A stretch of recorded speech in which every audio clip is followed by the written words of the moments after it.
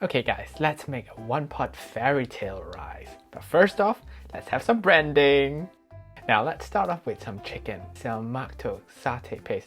Let's go 1 tablespoon, 2 tablespoons, 3 tablespoons. Well done guys, you passed your primary school. To that I'm adding some coconut milk, or you can add fresh milk.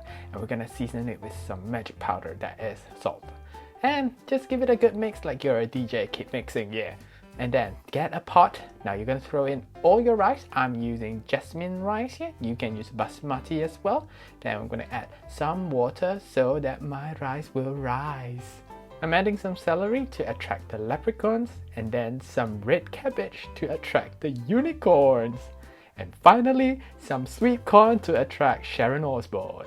Now, add in all your chicken pieces, cover them up. Time for the magic trick. All you need to do is put them into a rice cooker and press the cook button and watch it magically cook. How awesome is that? This is your fairy tale one-pot rice all done. To scoop them into a plate. If you're serving this to children, just tell them these are like food the leprechauns, unicorn and Sharon Osbourne eat, and you will be magical the next day. Add a bit of coriander on top just to beautify things up, and voila, wow, wow, wow, how delicious is that? Now you better make sure you try this because it's so simple and beautiful. Yum. Happy cooking everyone!